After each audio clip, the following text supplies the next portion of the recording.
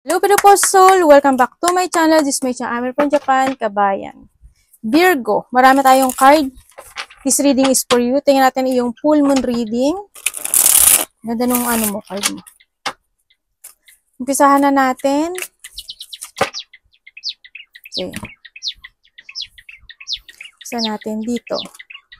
Okay, meron tayong daydream decision. Ito na. Ito yung sinasabi dito na yun, siguro kayo yung mga tao na mahilig kayong mag-daydreaming, ganyan. May mga pinapantasizing kayo, may mga ini-imagine kayo. Nagkakaroon, maaari sa iba sa inyo ng options or maaari may mga pinagpipilian kayo this time. Sa iba, no? Sa iba naman, may mga pagkalito. Yan, may mga either sa love life din, sa iba. When it comes sa love life, dito yung nalilito kayo when it comes sa love life, baka nagkakaroon ng third party sa iba, o kaya naman sa iba naman nalilito ka na maring iniisip mo na gusto mo ba ako nito, mahal po ba to, o vice versa, no? May mga pagkalito rin sa mga desire mo, ano ba yung dapat gawin mo, ano ba yung gusto mo baguhin, yun, kasi andito ka sa sitwasyon mo na yan. Basta mag-try ka lang na huwag ka magmamadali, syempre sinasabi dito. Kung ano may mga huwag mong mamadaliin. Kasi nag-open naman sa'yo dito, nag-open siya, yung door na to, no? Gawin mo yung alam mo na makakatulong sa'yo sa future. Hindi yung panandalian lang. No? Yung alam mong sa tingin mo makakatulong sa'yo ito, ganyan. Yun, no? Make it reality, kumbaga, no?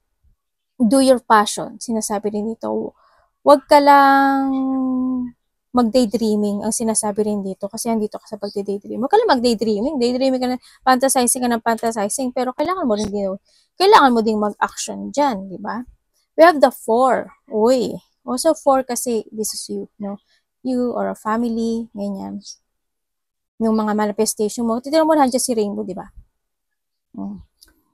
This is a happy family. Ibig sabihin, nandito yung mga sitwasyon na magkakaroon ng mga closeness or you are close sa family mo. May mga pan, caring, hindi yung each other na nagkikare kayo. When it comes sa Rainbow kasi, ito yung time of joy and celebration. Ganyan, sa iba sa inyo. Ito yung may mga close connection din sa kanila, no? Sinasabi rin dito na choose mo yung mga tao o mga friend, etc. man yan, na may mga positive energy para lalong makatulong sa'yo, no? Na magkaroon ka ng magandang outcome sa sarili mo. Kasi ang ganda niya, di ba? Rainbow, tapos happy family. Tapos togetherness sila, di ba? Di ba? Ando yung sitwasyon na yun. Sa mga single naman, sa mga single na person, this is a potential of na maaring may makikilala kayo na isang tao na maaring may children, ganyan, na maaring nagkaroon siya ng yung mga previous marriage niya, ganyan. Maaring makikilala niyo yung tao na may children na o may anak na siya. At syempre, sinasabi rin ito na maaari na siya ang iyong destiny in this lifetime. Uy, congrats, Siyempre, sa iba naman sa inyo, ay may darating na, perfecto, may darating na mga sitwasyon na, either celebration, may mga coming up celebration, wedding, anniversary, birthday, kasiyahan. It almost kasiyahan siya, no? Sana nakita ko dito. Siyempre, meron tayong regret. I know that I cannot change the past. Yung mga bagay, kasi ito is panimula na rin to, no? Panimula na yan. May mga bagay na hindi na kailangan pagsisihan pa. Nangyari ang nangyari because there's a reason. Kasi may mga bagay na kailangang matutunan, no? Yan ang sinasabi ni card. Huwag ka mag-focus to a regret or huwag mo pagsisihan yung mga nangyari because you need to learn, no? Learning na lang yan. And we have the soulmate. Okay, meron tayong soulmate. Ito yung soulmate, kung titignan mo siya, may mga heart din siya, di ba? Ang ganda nga ng card mo, oh. Ang ganda ng card mo. When it comes dito sa soulmate, kasi nandito si Ki. Ibig sabihin, naandito ka sa sitwasyon, tapos may mga heart siya. Andito ka sa sitwasyon mo na you will attract a person na compatible sa'yo. Maaring friendship, maaring karelasyon, ganyan. Maaring mga connection when it comes to business, mga ganyan, o kaya friend, mga stranger person, mga stranger na to, or mga, at magiging attractive ka kasi. Yan yung mga tao na makakatulong sa'yo. Ito also is the meaning of a harmonious partnership, it comes sa love, friendship, companionship, or sa relasyon na nagkakaroon ng pagtutulungan also, no? Kasi companionship yan. Ito rin is, halimbawa, sa magkakapatid, ganyan, o sa family mo, o sa karelasyon mo. Yan, may mga tao na willing sila tumulong at tulungan ka rin when it comes sa'yo. Yan, magiging attractive ka sa kanila. Makatulong sa'yo na sila, may tao na makakatulong sa'yo. Kung ma-attract mo yung mga tao or may tao na ma-attract mo na isa sila sa makakatulong sa'yo para, ano ba to? Kasi nandito si Kate, para maano mo yung, matupad mo yung dreams mo. Maaring kapatid mo, maaring mga stranger person, ganyan. Sila ang makakatulong para matupad mo yung mga pangarap sa buhay. Maari din na may mga partnership sa iba, no? Maaaring sa iba sa inyo may mga parating na partnership, collaboration, meet a stranger, may mga commitment, ganyan. May mga relationship na, also, may mga relationship na mag-heal. Ang ganda nga ng card mo, Blossom. May mga sitwasyon na mag-heal na this time, no? And meron kang Treasure Island. Ang ganda, Ibig sabihin, there's an abundance coming sa buhay mo. This fulfillment. Diba? May blessing na parating sa'yo. Siyempre, meron tayong science. Yung iba sa inyo, mahilig kayong magbuting-ting, no? Siguro kayo yung person na mahilig magbuting-ting or maybe na mahilig kang, you are nasa science lab ka o kaya naman andin yung open-minded ka talaga sa mga bagay-bagay o sitwasyon in life. Kumbaga hindi ka nagja-judge ka man, pero mas ino-open mo yung sarili mo sa kanila. Mas iniintindi mo, kumbaga. O mas inaalam mo, kumbaga. Bago ka humakbang o bago ka mag-decisions in life, mas inaalam mo talaga siya ng deep. Ganun ka kasi. Ganun yung nakikita ko sa yung energy this time, no? Kumbaga, hindi ka pa dalos-dalos, ganyan. Sa nakikita ko dito. Yan ang nakikita ko sa iyo. And syempre, we have the journey. Di ba? Iba sa inyo, maybe you will move to a new place. Maaring sa work. Yan. O kaya mag-iba ka na ng work. O kaya may traveling kayo for work. May mga sitwasyon sa iba sa inyo, mag-explore ka na. May mga gagawin ka na gusto mong gawin. Maaring you're doing your fashion. Mga ganun sitwasyon, no? May mga kasi dito is need to explore, then sinasabi dito, para magkaroon ka ng succeed, more on succeed sa buhay mo ang sinasabi dito. Kaya, may mga iba sa inyo, istatahak kayo ng bagong journey in life, may pagtahak, no? Sa iba sa inyo, maaring travel, kung ano man pagtahak na journey na to, no? Congrats sa iba sa inyo. Siyempre, meron tayong, ayan, kung titignan mo dito, puro partnership siya, diba? Puro partnership siya. Dito rin sa Whitcomb sa Science, sa nakikita ko dito Whitcomb sa Science, maaring nahandito yung sitwasyon na medyo mausisa ka, no? Maaring may mga uusisain ka, aalamin ka, mga ganun sa nakikita ko dito. Kung sa mga aspeto ng buhay mo na yan, no? And syempre is nandito na rin yung awareness, no? Magkakaroon ng mga development, also this a development when it comes to a relationship din, mga connections. Also sa relationship growth, there's an improvement. Maaaring iba sa inyo is sa sarili mo or sa family mo, kasi nandito si family. Nandito na rin yung protection with each other, no? Pinoprotektahan mo sila, pinoprotektahan ka nila. O may mga tao na willing to give you love and support, no, and to protect you, or maaring ikaw ito. And then syempre, there's a new beginning happen din sa nakikita ko dito. Sa iba sa inyo, siguro when it comes to a relationship, syempre hindi mawawala yung struggle when it comes sa relationship, no? Minsan siguro may mga conflict, may mga sitwasyon na hindi na-resolve, ganyan. Kumbaga, hindi na-resolve, i-leave behind na lang, mga ganong sitwasyon. Kung sa mga naman sa mga taong buntis naman maaring yung magiging anak mo is lalaki. Sa iba sa inyo. Maring lalaki yung anak mo. When it comes sa career, siguro andito yung completion of a project, no? May mga magtatapos, may mga makakamit, and syempre, may mga bagong darating na naman sa'yo, no? May mga bagong parating. Kung mag-change kayo ng career this time, yes, matatanggap po kayo. Nasa inyo yung magandang card eh. Lahat. Tingnan natin. Siyempre, andito na rin yung iba oh.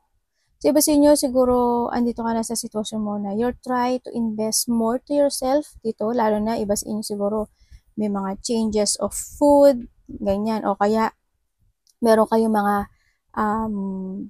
ano ba tawag ito? Business na related to a food, mga ganyan sitwasyon. Sa iba naman sa inyo, siguro, when it comes to nag-iisip na siguro kayo ng mga gusto niyo bumili ng bahay, magpagawa ng bahay, bumili ng kondo, mga real estates, ganyan, sa iba sa inyo. O kaya, may mga investment na kayo na gagawin o desisyonan. Iba dito is car, vehicles, ganyan. Kung ano mang connection ng vehicles na yun, baka naiisip mo na gusto mo bumili ng vehicles, mga ganyan sitwasyon. More on veg yan, no? Mas mag-focus kayo sa more vegetable. Virgo. Ang ganda ng card mo ah. Ang iyong guidance, Virgo, is Archangel Raphael. Humiling ka lang sa kanya, i-guide ka niya, tawagin mo siya. No? Kasi siya magbibigay sa iyo ng tamang kaliwanagan in life. Also, we have the sun. Ibig sabihin, iba sa inyo is, there's a happiness, success, also there's a freedom, enlightenment also to, no? Kung andito na rin yung mga sitwasyon na you learn from the past situation, may mga kasiyahan din na makakamit o mararamdaman. I-aware ka sa mga bagay-bagay, ano? Sa nakikita ko to, you more trust to your intuition. Andito na rin yung bagong simula mo ng pag-angat muli, no? Sa iba sa inyo.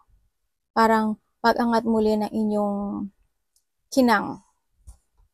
Sa mga aspeto ng buhay mo yan. Yan ang angel mo ha. Archangel Raphael. Kung may mga bagay na indecision yung iba sa inyo, no? Gamitin mo lang yung ano mo, yung instinct mo dito, yung intuition mo. Gamitin mo lang yun. Yan. Iba sa inyo siguro may pagkalito kung saan ang gusto nilang tahakin dito. Tandaan mo palagi, Virgo, the choices is always available. It is in yours. No? Magtiwala ka lang sa intuition mo, listen to your inner voice, kung ano yung gusto mo mangyari sa life mo. Huwag kang malito, huwag kang ma-frustrate, huwag kang magpa-trap o magpa-stuck. Virgo.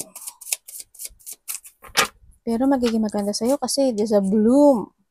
Tingnan mo, oh, magiging maganda yung cycle mo. Hindi mo nakikita, puro kaliwan na ganyan. Diba? Siguro iba sa inyo, you are a leader. Maybe may pagka-leader kayo. Parang ganun yung nakukuha ko energy. Maybe you are a leader or maybe magaling ka magpayo, takbuhan ka, o kaya nag-aano ka sa simbahan, o kaya naman nagsisilbi ka sa simbahan, alliance, servitude, o kaya mga ano kayo. May pagka-leadership, ganyan. O kaya matulungin kayo, isa rin kayo doon. Matulungin, maka-Diyos, ano pa ba? Yung mga healer, ganyan, healer, nurse, doktor, mga ganun, ang nakikita ko sa'yo. Kasi, parang, yung energy na nakukuha ko sa'yo, parang you heal someone. Ikaw, you are a person na nakakapagpapahil ka ng tao. Ganyan. Halimbawa, kapatid mo nalulungkot, kaya mo siyang, ibalik yung energy niya na bilang siya sa payo mo. Yung sa mga sasabihin mo. Virgo. Okay. Uy, ang ganda oh. We have the Wheel of Fortune. Congrats. May tao sa'yo makikipag-communicate oh. In a distance.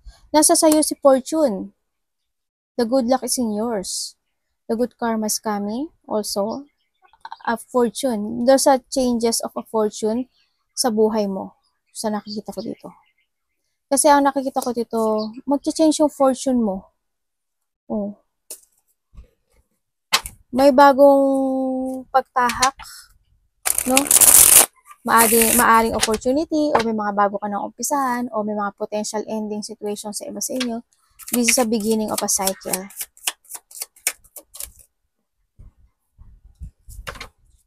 The King of Cups.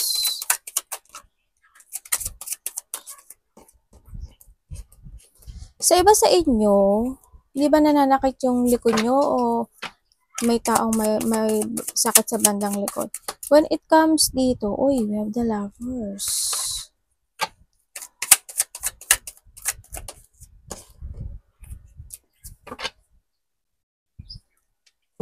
Okay, sa nakikita ko sa'yo dito, Virgo, you need to take care yourself, no? Alagaan mo yung sarili mo. Kailangan sa'yo this time is self-love din. You need mong balansehin yung lahat ng aspeto ng buhay mo. Kumaga, huwag kang mag-focus to a painful situation kasi nakikita ko naman na nagkakaroon naman ng enlightenment. Siguro lang, nandito ka sa sitwasyon mo na maaaring may mga nare-reminiscing ka from the past situation happen, pero this time, itong full moon na to, malaking mangyaring pagbabago sa'yo. Tulad na nasabi ko kanina sa'yo dito, no? Kasi why? Nandito na si Chariot. You are moving on dito. Kumbaga, andito na yung sitwasyon mo na inihihiwalay mo yung sarili mo o ihihiwalay mo na yung sarili mo sa mga tao na hindi kayo same page, sa mga tao na hindi compatible sa'yo, sa mga tao na hindi kayo nagkakasundo o hindi kayo nagkakaisa, sa mga tao na, kumbaga, ayaw mo ng conflict. Nandun ka sa sitwasyon mo na, yun kumbaga, andito ka sa sitwasyon mo na magkakaroon ka na ng clarity this time to decide or to take it action sa mga bagay na gusto mo ng action at desisyonan. Kumbaga may mga bagay na i-correct ka, itatama mo, mga ganang sitwasyon. You put some effort sa nakikita ko dito sa mga bagay mo this time. Andito na rin yung katatagan mo this time. More on focus ka ngayon this time to a new beginning in life, to a new cycle in life, to a new directions in life. Nandun ka na sa sitwasyon mo, to a changes, no, sa nakikita ko dito. Congrats kasi maganda yung card mo. Oo, maaring may mga tao na ako nakikita dito na hindi kayo nagkakasundo, nagkaroon ng mga poot, galit, pagkawala ng pagkakaisa, nagkaroon ng paghihiwalay sa iba kasi maaring may mga tao o may tao na naging makasarili, ganyan, nagkaroon maaring ng mga conflict in the past, sana past na yun, pero dito sa nakita ko sa full moon kasi medyo okay na siya, no? Maaring may mga sitwasyon na hindi naging maganda in the past. Yun. Kumbaga, may tao na naging possessive, no? Sa nakikita ko dito. Pero this time naman, maaring naaalala mo na lang yung part na yun sa nakikita ko dito. Kasi you are now in your new energy this time. Sa nakikita ko dito, maraming opportunity na darating sa'yo. Maraming collaboration, partnership, or dealing happen in your life this time. Yun na nakikita ko. It's more on renewal, development, abundance ang nakikita ko sa'yo dito. Maraming nga darating na opportunity sa'yo. Opportunity also idea to, no, sa iba sa inyo. Development. May mga creativity ka daw na gagawin this time. May darating sa'yo, Virgo. Hindi ko alam kung maaaring iba sa inyo makaka-receive kayo ng gift, money, maaaring may taong tutulong nga sa inyo, tulad ng sa card, or may hingi ng tulong sa'yo, or vice versa. Pero may marireceive ka daw na gift or money something. May pagtutulungan din ako nakita. May pagtulong. Arigatou namaste, God bless.